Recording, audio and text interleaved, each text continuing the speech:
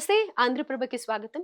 ప్రపంచం మొత్తం ఆధారపడింది మొత్తం కూడా ఇరాన్‌లోని స్ట్రెయిట్ ఆఫ్ హార్ముజ్ జలసంధి మీద. అయితే ఇప్పుడు అదే జలసంధిని బ్లాకేడ్ చేస్తాము అని చెప్పి నిన్న ట్రంప్ ఒక పోస్ట్ చేశారు. అక్కడి నుంచే స్టార్ట్ అయింది మొత్తం టెన్షన్ అంతా కూడా. అయితే స్ట్రెయిట్ ఆఫ్ హార్ముజ్‌ని బ్లాక్ చేయడం వల్ల ఎలాంటి అనర్థాలు జరుగుతాయి? తెలుసుకుందాం దీని గురించి. అసలు బ్లాకేడ్ ఎందుకు చేస్తున్నారు? ఇప్పుడు చేయాల్సిన ఆవశ్యకత ఏంటి అనేది కూడా కనుక్కుందాం. మనతో పాటు జియో పొలిటికల్ అనలిస్ట్ హర్ష గారు ఉన్నారు. హలో సార్, నమస్తే. నమస్తే అండి. సార్, సో నిన్న ట్రంప్ పోస్ట్ చేసింది ఏదైతే స్ట్రెయిట్ ఆఫ్ హార్మోజ్ బ్లాకేడ్ అన్నారో, నిజం చెప్పాలంటే ఇరాన్ ఒక మాట అన్నా, లేదా ఇప్పుడు అమెరికా ఒక స్టెప్ తీసుకున్నా, ఇది ప్రపంచాన్ని కుదిపేసే బాంబ్ అనే చెప్పుకోవాలి. అయితే ఇప్పుడు నిజంగానే ఇది బ్లాకేడ్ చేస్తారా? మరి వార్ అనౌన్స్ చేసే ముందే ఇది ఎందుకు ఈ స్టెప్ తీసుకోలేదు? సో, బేసికల్లీ అండి మీరు వార్ అనౌన్స్ చేసే ముందు ఎందుకు తీసుకోలేదు నుంచి మొదలుపెట్టినట్టయితే మనం చూసుకున్నట్టయితే గనుక ఫిబ్రవరి 28న ఖమెనీ అసాసినేషన్‌తోని వీళ్ళిది ఈ ఆపరేషన్ ఏదైతే ఉందో వీళ్ళది మొదలుపెట్టారు. సో, బేసికల్‌గా చాలామంది ఏంటంటే దే హావ్ డిక్లేర్డ్ యూఎస్ ఓడిపోయింది. హ్మ్. మనం చూస్తున్నాం చాలా వాదనలున్నాయి. యూఎస్ ఓడిపోయింది, ఇరాన్ అద్భుతంగా గెలిచిందని. బట్ నా అభిప్రాయం ఏంటంటే యుద్ధం ఇంకా అవ్వలేదు. హ్మ్. ఫేజ్ 1 అయింది ఇంకా. Okay. But to I have to admit Iran అద్భుతంగా ఇప్పటివరకు నిలబడింది. యూఎస్‌కి కొన్ని లాసెస్ వచ్చాయి కానీ ఇది సెట్ బ్యాక్ కాదు. ఓకే. కొన్ని లాసెస్ ఇట్ ఫేస్డ్. బట్ ఇంకా ప్లాన్ ప్రకారమే ఎళ్తోందంటే గనక ప్లాన్ ఇంప్రూవైజ్ చేసుకుంటోంది. హుహు. సో, అందులో భాగంగానే ఇప్పుడు స్ట్రెయిట్ ఆఫ్ హార్మూజ్‌ని వీళ్ళు బ్లాక్ చేశారు. ఎందుకు చేశారంటే దీని వెనక కారణం ఏంటి అంటే మనం చూసుకున్నట్టయితే గనక ఇరానియన్ ఎకానమీకి ఇంపార్టెంట్ సోర్స్‌లు ఏవైతే ఉన్నాయో అవి ఆయిల్ కాకుండా మరొకటి స్టీల్ అండి. ఓకే. స్టీల్ ఎక్స్‌పోర్ట్ చేస్తుంది. అపార్ట్ ఫ్రమ్ వాళ్ళ అమ్యునిషన్ కొన్ని దేశాలకు లైక్స్ ఆఫ్ రష్యాకి వాళ్ళకి పంపిస్తుంది. మనం చూసుకున్నట్టయితే గనక వాళ్ళు అమ్యునిషన్ డిపోల మీద చాలా దాడులు చేశారు. ఇస్ఫహాన్‌లో కేవలం న్యూక్లియర్‌వే కాకుండా వాళ్ళ అమ్యునిషన్ డిపోలు కూడా ఉంటాయి. అక్కడ కూడా భీకరమైన దాడులు జరిగాయి. హ్మ్. యూఎస్ చేసింది. అండ్ సీజ్‌ఫైర్ ప్రకటించే ముందరే స్టీల్ ప్లాంట్స్ మీద, ఖర్గ్ ఐలాండ్ మీద కూడా దాడులు జరిగాయి. అండ్ యూఎస్ చాలా దీక్షగా యూఎస్ టార్గెట్ చేస్తున్న ఒక ప్రాంతం ప్రావిన్స్ ఏంటి అంటే ఖుజెస్తాన్. హ్మ్. చాలా మందికి ఖర్గ్ ఐలాండ్ ఎక్స్‌పోర్ట్ హబ్ అనే తెలుసు కానీ ఆయిల్ ఎక్కడి నుంచి వస్తుంది అంటే గనక ఇట్ గోస్ బ్యాక్ టు ఖుజెస్తాన్. ఇరాన్‌లోని 31 ప్రావిన్స్‌లో అదొకటండి. సో, బేసికల్‌గా దీనికి చాలా హిస్టరీ కూడా ఉంది. ఇరాన్, ఇరాక్ వార్ అయినప్పుడు ఇరాక్ దాడి చేస్తే ఇరాన్ మీద విత్‌హోల్డ్ చేసున్న ప్రాంతం అది అని ఒక హిస్టరీలో కూడా ఇరాన్ వాళ్ళు చాలా ప్రౌడ్‌గా ఫీల్ అవుతారు. హ్మ్. సో, అక్కడ కూడా యూఎస్ టార్గెట్ చేస్తూ వస్తోంది. అంటే ఒక లక్ష్యం పెట్టుకుందనమాట. బట్ అంత సిగ్నిఫికెంట్‌గా ఆయిల్ ప్లాంట్స్‌ని డ్యామేజ్ చేయట్లే. హిస్టారికల్ సైట్స్‌ని డ్యామేజ్ చేస్తోంది. ఓకే. సో, మనం చూసుకున్నట్టయితే గనక ఇలా సెలెక్టివ్ పార్ట్స్ పెట్టుకుంది. ఎక్కడెక్కడ డ్యామేజ్ చేస్తే అవుతాయని. సో, విత్ థట్ ఈవెన్ ఇరాన్‌కి కూడా నిజంగానే కొన్ని నష్టం జరిగింది. హ్మ్. ఆ నష్టం జరిగిందని ఎలా చెప్పొచ్చంటే, మామూలుగా యుద్ధం మొదలైన తర్వాత ఫిబ్రవరి 20థ్ తర్వాత ఇరాన్ 10 పాయింట్ ప్రపోజల్ పెట్టిన మాట అందరికీ అవును. తెలిసిందే. ఆ 10 పాయింట్ ప్రపోజల్‌లో ఇరాన్ ఏమందంటే మేము సీజ్ ఫైర్‌కి ఒప్పుకోం. మేము ఒప్పుకుంటే ఒక్కటే ఏంటంటే యుద్ధం ఇంకా ఎప్పటికీ జరగకూడదు అని. హ్మ్. యూఎస్ బేసెస్ ఇక్కడి నుంచి ఎళ్ళిపోవాలని. మరలా అన్న ఇరాన్ సీజ్ ఫైర్‌కి ఇస్లామాబాద్ వచ్చింది. హ్మ్. టాక్స్‌కొచ్చింది. ఆఫ్‌కోర్స్ కన్ఫర్మ్ ఎవరు చేయలేదు కానీ న్యూక్లియర్ యాంబిషన్ వాళ్ళది ఏదైతే మిసైల్‌ది ఎన్రిచ్‌మెంట్ ఉందో 5 ఏళ్ళకి ఆపుతామని కూడా అంది. హ్మ్. సో, మరదొక స్టెప్ డౌనే కదా!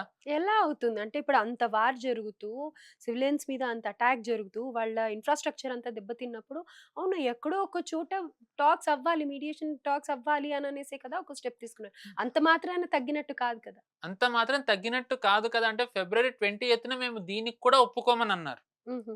మేము దీనికి కూడా ఒప్పుకోమన్న వాళ్ళు, మరిప్పుడు దీనికి ఒప్పుకున్నారు అంటే టాక్స్‌కి రావడానికి ఒప్పుకున్నారంటే that itself is a step down. Okay. మీరన్నట్టుగా స్టెప్ డౌన్ కాకపోయినా ఇంకొకటి కూడా మనం తీసుకోవాలి. బేసికల్‌గా నేనిందాక చెప్పినట్టుగా ఇరాన్‌కి లాస్ జరిగింది. అమ్యునిషన్ ప్లాంట్స్ మీద కానివ్వండి, దానికి ఆర్థికంగా బలమైనవి ఏవైతే ఉన్నాయో, ఆయిల్ మీద కానివ్వండి, స్టీల్ మీద. హ్మ్.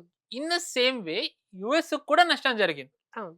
చాలా మంది యూఎస్‌కి జరిగిన నష్టం మీద దృష్టి పెట్టారు కానీ, ఇరాన్ జరిగిన నష్టం గురించి ఎక్కువ మంది ఎవరు దృష్టి పెట్టలేదు. హ్మ్. హ్మ్. యూఎస్‌కి కూడా లాస్ జరిగింది. లైక్ వాళ్ళ ఫైటర్ జెట్స్ కూలాయి. వాళ్ళ ఎయిర్ రీఫ్యుయలర్స్ దెబ్బతిన్నాయి. ఏవాక్స్ దెబ్బతిన్నాయి. మిలిటరీ ఎయిర్ క్రాఫ్ట్స్ చాలా కూలిపోయాయి. వాళ్ళ బేస్‌లు వెస్ట్ ఏషియాలో ఉన్న వాటి మీద దాడులు జరిగాయి. సో మళ్ళీ వాటిని రీగ్రూప్ చేసుకోవాలి. యుద్ధం జరగాలి అంటే గనక మళ్ళీ రీగ్రూప్ చేసుకోవాలి. అంటే దానికి మళ్ళీ ఫైటర్ జెట్స్ రావాలి. హ్మ్. హ్మ్. మళ్ళీ సోల్జర్స్ స్ట్రెంత్ ఇంకా ఎక్కువ కావాలి ఇప్పుడున్న దానికంటే. హ్మ్. ఎయిర్ రిఫిల్లర్స్ ఇంకా ఎక్కువ రావాలి. మిలిటరీ ట్రాన్స్‌పోర్ట్ ఎయిర్ క్రాఫ్ట్స్ ఇంకా రావాలి.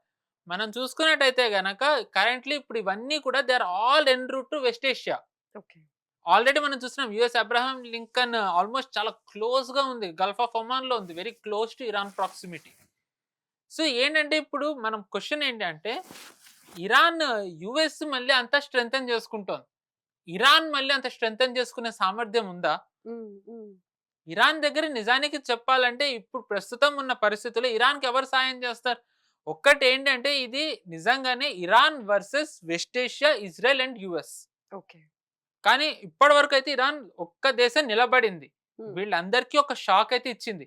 కానీ ఒకవేళ ఫేజ్ 2 గనక మొదలైనట్టయితే నిజంగా ఇరాన్ ఇలా తట్టుకొని చేయగలదా? హ్మ్. ఎందుకంటున్నానంటే ఇది ఇప్పటివరకు మనం చూసుకున్నట్టయితే గనక వెస్ట్ ఏషియన్ దేశాలు అంత యాక్టివ్‌గా వార్‌లోకి దిగలేదు. వాళ్ళని వాళ్ళు డిఫెండ్ చేసుకోవడం వరకే వాళ్ళు పరిమితమయ్యారు. హ్మ్. మహా అయితే యూఏఈ 1, 2 సార్లు ఇరాన్ మీద దాడి చేసింది తప్ప, వాళ్ళని వాళ్ళు కాపాడుకోవడం మీదే ఉన్నారు. డిఫెన్సివ్ దాంట్లోనే ఉన్నారు తప్ప అఫెన్సివ్‌లోకెళ్ళలేదు. హ్మ్. కానీ ఇప్పుడు వాళ్ళు ఎలాంటి పరిస్థితికొచ్చారంటే వాళ్ళే రెజిమ్ చేంజ్ అడుగుతున్నారు. ఓకే. ఇజ్రాయెల్ అడగట్లేదు రెజిమ్ చేంజ్. యూఎస్ అడగట్లేదు రెజిమ్ చేంజ్. వెస్ట్ ఏషియన్ నేషన్‌లు అడుగుతున్నాయి. ఓకే. ముఖ్యంగా యూఏఈ అడుగుతోంది.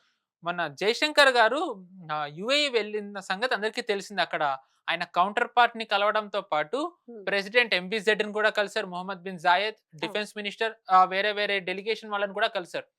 దాన్ని వాళ్ళు ట్వీట్ చేశారు. హ్మ్. యూఏఈ అధికారికంగా ట్వీట్ చేసినప్పుడు టెర్రర్ అటాక్ అని చెప్పి వాళ్ళు డిక్లేర్ చేశారు. హ్మ్. ఇరాన్‌ని టెర్రర్ అటాక్ ఇరాన్ చేసిన దాడని వాళ్ళు డిక్లేర్ చేశారు ఆ ట్వీట్‌లో. ఓకే. అంటే ఇరాన్‌ని వాళ్ళు ఎలా చూస్తున్నారో మనకి దీన్ని బట్టి అర్థమవుతోంది. హ్మ్. సో, బేసికల్‌గా వాళ్ళే ఇప్పుడు యుద్ధం ఆపొద్దు అనే ఒక పొజిషన్‌కి వాళ్ళొచ్చారు. ఓకే. మనం ఎందుకు అంటే బేసికల్‌గా ఈ kind of attack west Asia ఇప్పటివరకు ఫేస్ చేయలేదు. హ్మ్. హ్మ్. ఇప్పుడు వాళ్ళు సీజ్ ఫైర్ ఏదైతే ఉందో వాళ్ళు దాంట్లోకి వెళ్ళినట్టయితే ఏ క్షణమైనా ఇరాన్ మళ్ళీ వీళ్ళ మీద దాడి చేయొచ్చు. హుహు. ఏ క్షణమైనా దాడి చేయొచ్చు. అంటే ఒక దేశానికి ఆర్థికంగా బలపడాలి, దానికి పెట్టుబడులు రావాలంటే వాళ్ళు ఫస్ట్ ఏం జూస్తారు? ఇది యుద్ధం లేకుండా అంటే శాంతికి అనువైన ప్రదేశం అవునా? కాదా? అని చూస్తారు. హ్మ్. హ్మ్. ప్రస్తుతం ఇప్పుడు సీజ్ ఫైర్ గనక ఉన్నట్టయితే ఇప్పుడు యూఏఈ ఉదాహరణకి ఏ దేశానికన్నా వెళ్ళింది పెట్టుబడులు పెట్టండని. ఇప్పుడు మీ దేశం ఇరాన్ మీ మీద ఎప్పుడన్నా దాడి చేయొచ్చు. హ్మ్. మా పెట్టుబడులకి గ్యారంటీ ఏదని అడుగుతారు. ఓకే. సో, సౌదీ కానివ్వండి, యూఏఈ కానివ్వండి, ఖతార్ కానివ్వండి, కువైట్ కానివ్వండి, ఈ దేశాలన్నీ కూడా ఇప్పుడు ఖచ్చితంగా ఇరాన్‌లో రెజిమ్ చేంజ్ అవ్వాలనే కోరుకుంటాయి. ఎందుకంటే వాళ్ళు ఎకనామికల్లీ రివైవ్ అవ్వాలి అంటే గనక హ్మ్. వాళ్ళొక్కళ్ళు చేసుకుంటే అవ్వదు. వాళ్ళకి వేరే దేశాల సాయం కూడా కావాలి. ఓకే. అండ్ వేరే దేశాల సాయం కావాలంటే వేరే దేశాలు పెట్టుబడులు కావాలి. హ్మ్. ఏ దేశమైనా పెట్టుబడులు ఎక్కడ పెడుతుంది? ఆ దేశం నేషనల్ సెక్యూరిటీ పరంగా స్ట్రాంగ్ ఉండి, సేఫ్ అండ్ సెక్యూర్ ఎన్విరాన్మెంట్ ఉంటేనే వాళ్ళు పెడతారు.